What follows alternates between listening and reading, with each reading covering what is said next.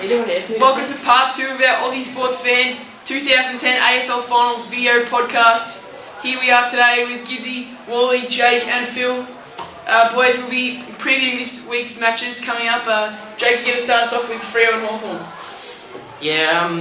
Freo Hawthorn playing at Freo's home ground in Perth. There's been 3 changes for Fremantle, with Paul Hazelby retired, so he's obviously not playing. Van Berlo's been dropped and Ballantyne has re-injured that foot of his. And into the side comes Alex Silvani, Ryan Crowley and Jess Crichton. And for the Hawks, in is Luke Hodge after his minor knee injury, and Ron Hooper has made way for that to happen. Fremantle, they had a good year.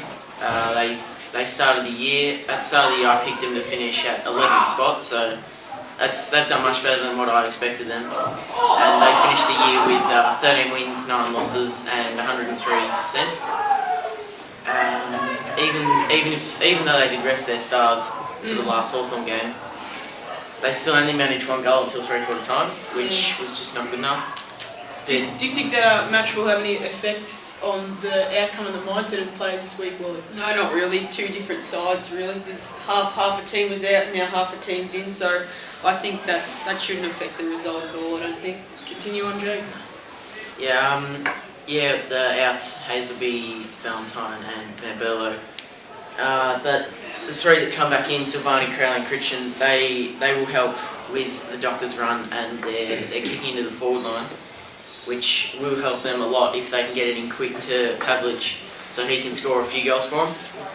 And since Sandilands is definitely the biggest player in the AFL, he should win most of the taps, and the Dockers midfield will need to make sure that they win the possession from the taps so that they can get the ball and get it going. Do you think the Hawks, could they do it even there over at Perth? What do you reckon? I reckon they can do it at Perth. Without bias? Without bias. I still reckon they can do it. But the hard part if they do win is coming back to Melbourne and having the short break. But I still reckon that they can beat Fremantle if they play well. But he's going to need to fire. He will need to fire as well as Roughhead.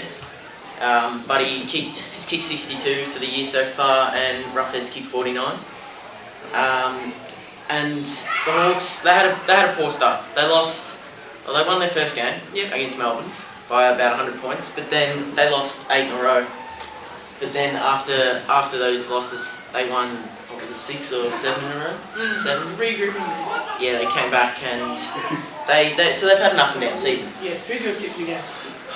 I'm gonna pick the Hawks by 12. Alright. Well, are you happy with tonight's match between Geelong and St Kilda? Yeah, tonight Geelong play host to St Kilda in the first qualifying final. As we all know, these 2 sides played off for the premiership last year, and Geelong got the chocolates by a narrow 12 points. Last time these 2 teams met, St Kilda came out on top with about a 40-point victory in the wet weather slog. And I really think the Saints could give it a show tonight. Schneider is back into their side, which plays a big important role. He's been vital around the goals, and he's been having a run in the midfield. And it's been encouraging for the Saints that they've played a good season without their big skipper Nick Riewoldt, who's missed a large chunk of the season due to a hamstring injury. And without Nick, they've had 12 players kicking over 20 goals or more, which has been a good sign for St Kilda.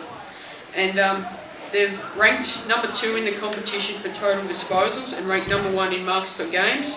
So they really like to hold on to the footy for most of the year and hopefully keep it off Geelong, because I think that's the only way they can see them winning. The Stevie Johnson, Stevie Baker show, what do you see coming out of that? Yeah, well, there's certainly the line-up on each other again, so that should be interesting. But hopefully no one gets suspended, and hope Steve Johnson's at full flight, because he's great to watch. Yeah, Phil, what do you think of the outcome of this game? I'm looking at a Geelong win by quite comfortable, but there's stranger things that happen in finals at the time, and anyone's in it. You can't count anyone out no matter what. So it will still be a tough game. Both teams will have to put in 100%, but I'm tipping a Geelong win, a comfortable win for that, and can't count the Saints out though. Wally, who's your tip for this game? I'm actually tipping Geelong by 29 points. I think there's predicted forecast tonight is a bit of rain, but St Kilda did come on top in the wet last time, but I think Geelong are just too classy all over the field, and I think their second-tier players can dominate St Kilda's second-tier players. Phil, you're having a look at the Carlton-Sydney game on Sunday. Yeah, I am actually, and the teams in it, there's a couple of ins and outs between them. You got Kennelly, Mumford, Hanbury and Dwyer coming back at the expense of Meredith. For the Carlton team, we've got Hadley, Walker, Anderson, Brown, Jacobs at the expense of Grigg and Hampson. As it's a Sunday game, the teams haven't been selected yet. They'll be 5 p.m. today. We'll get the teams because at the moment we've got the extended bench. Yes, this will be an interesting game. It's played up in Sydney, up at ANZ Stadium on the Sunday. Game breakers I had a look at the Adam Goods. Yes, he's the star for Sydney. He's a champion. He can, and if anything goes wrong in terms of injuries for the Swan team, can be their man to save the day. And wherever he plays, he will start. He will always have a big impact on the game. Another young Sydney player, Trent Dennis Lane. He's kicked 3 goals last week against the Lions and 4 the week before. And I reckon if Sydney to win this, he'll need to fire and add his little 3 or 4 goals like he usually does, and and to create forward pressure and just keep it in there, which is vital in this day and age in this game's football. How the modern game is. Jake, Sydney sort of flown under the radar a little bit, but they did finish fairly highly in the ladder. They sort of gone unnoticed. What do you think of their form this season? Oh, they played really well, I reckon, towards the later part of the year. Mm-hmm. They won a few games on the run then, and that's always good to go into finals with those wins under your belt. Yeah. Carrying to the games. So. Just on that, Phil, who do you think will go to Judd? I'm not quite sure who would go to Judd, but probably Captain Kirk might have something to say about his influence on the game. He's possibly his last game, I might add. Paul Roos and Captain Kirk. If they do get a win, they'll be playing their last game whenever they get knocked out, I guess. But yeah, the Swans will be looking to further delay their farewell games, and just having a look at the Carlton team. They'll be against the ropes there, and they'll go in as underdogs for this game. But I can see their forward line: Yaron, Betts, Gartlett, Waite, and Henderson. They'll need to fire for them to have any chance, because and they'll need to sort of prevent the rebounding from Sydney, because they've got a good back line, they've got a good rebounding back line, and they like to run and carry from half back with the likes of Kennelly and Malcheski and Shaw. That's one of their strengths, and they'll be looking for them to win. They'll be looking to rebound and hurt them on the rebound, because the Blues midfield is far superior with the likes of Judd and Gibbs and Murphy and stuff like that. So. So the game will be won in the Blues forward line and the Sydney defence, I reckon, because if Yaron and Betts and Waite and Gartlett can pop up and keep as I mentioned before with Trent Dennis Lane, the forward pressure, and keep it in there, as it is vital, and Henderson and Waite will need to stand up in the key positions, I reckon the Carlton will give it a good go. And my tip will be Swans by 25 points, because their back line will be just far too superior and they'll hurt them on the rebound. Saturday night crunch game, Collingwood up against the Western Bulldogs. I've decided to have a look at my Pies in there if it's up against all these dogs. Collingwood, they lose one of their best defenders in Simon Prestigiacomo, who is out. It's going to be a little bit of a major loss. Obviously, Fraser's been dropped as well. He's got his 200, now he's gone. We don't think he's going to play another game in the black and white. The Bulldogs, they're getting back Higgins and Brad Johnson, so it's very good for them. Obviously, Higgins, a young player who's done really well, and Johnson, the experience up forward, is just really unrivaled. Collingwood, with their big, tall targets in the forward line, I think players like Dawes and McCaffrey have really started to stand up this year, and they're starting to get a bit more of that forward entry and really starting to prove themselves as a bit of a forward target in the upcoming years. Western Bulldogs, on the other hand, they seem to rely on Barry Hall a fair bit. Obviously, as Wally seems to note in ASF, Jared Grant Spindleshanks, he's done all right, kicked 6 last week. He's moving on. He's, for a first-year player, pretty good. Yeah, his second season, I think. Yeah. He's really come along well. As you can see, he's got a bit of upper body work and strength work to still develop in the gym, but that'll come over seasons. And his pace and his talent's really exciting the Doggies fans and the AFL public at the moment. Dane Swan's going to be controlling the midfield, you'd think, once again this season.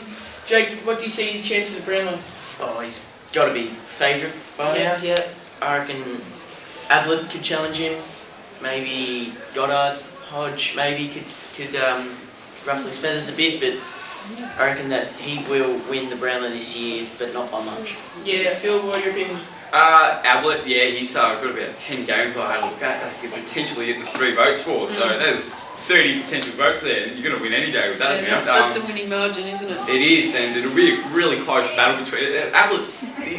He should be in with more of a chance, I reckon. All the talk has been about Dane Swan and his chances for the Brownlow, and really it should be Ablett, I reckon. He's been equally as superb, and it's all to do with the umpires. We don't know what they're thinking. How Razor Ray like to adjudicate the votes, but yeah, it'll be interesting to see. I mean, I reckon it'll be very close, 1 and 2, Swan and Ablett. Ablett back-to-back this year. Ablett back-to-back, I reckon. Collingwood, 5 players nominated for the squad of 40 in the All-Australian team. Pretty good effort by them. Pendlebury, he's actually up there in Brownlow betting. He's had a really good year, probably his breakout season. He can now be considered as one of the elite midfielders, Wally. Oh yeah. What really catches the eye for me is that his decision making under pressure and able to set up an opponent who's on the run and set up the play into the forward line, which is second to none. You can't teach that, and I think he'll go really close to winning the Brownlow this year, actually. He seems to create time and space when he has the ball, and that's really one of his strong talents. Just on that, I reckon with the superb brilliance of Swan this year, they might pinch votes, and that's been the problem with the top teams, and with plenty of great players, they tend to take away votes from each other. Can anyone pick a Smokey? Do you think that'll get up and have a chance of smoking some bottom teams or something who's dominated for them? Or? Hodgie, he'll poll all right. I reckon he's definitely a chance. Not many. He's been talked about a lot, but really people are seeing the Swans and Ablett and not really giving him a go. But yeah, he can definitely pull it off. Michael Barlow, he's a forgotten man, seeing as he did injure himself back in round 16, but he's definitely going to poll well. Expect him to be maybe leading the vote count after about 10 rounds. Well, that is controversial to say because they don't really give votes to the first year players. They tend to not. They get. Doesn't matter for me. Personally, it doesn't matter for me, but that's just how the umpires tend to go on recent history. So yeah, I won't expect Barlow to poll too well, but he should. You poll all right. That's all we got time for here today at Aussie Sports Fans. Part 2 completed now of our 2010 AFL Finals Vodcast. You can catch us on our YouTube channel at youtube.com/official ASF. And you can read, of course, all of our match previews and articles at aussiesportsfan.com. If you're on the go mobile at m.aussiesportsfan.com or check out our Twitter at twitter.com/official ASF. And you're forgetting the forum tickets. Oh, the forum, yes, it's firing up. It is firing up. It's a bit patchy, but give it a go. Give it a go. Forum.aussiesportsfan.com. Get on it.